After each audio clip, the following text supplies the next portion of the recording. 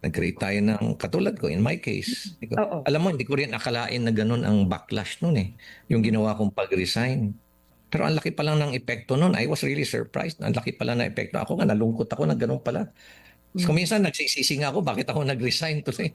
Kasi nga, nakita ko na ang laki ng impact sa, looking from the perspective of someone who what I mean is, wants to do, I want to think for what is best for this country. Parang ganun eh.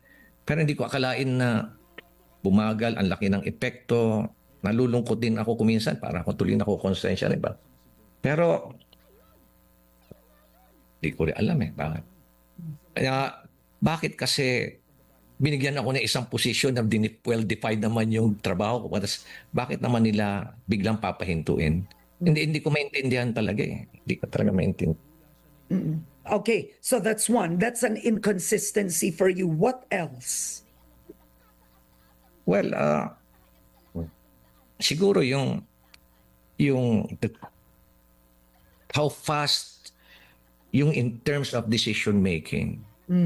Sana mabilis ang decision making.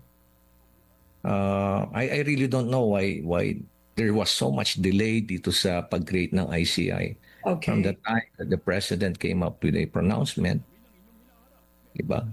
Isa rin yun. Sana nakita ko, siguro may mga issues na nire-resolve. I heard na maraming nag-decline sa position ng ICI.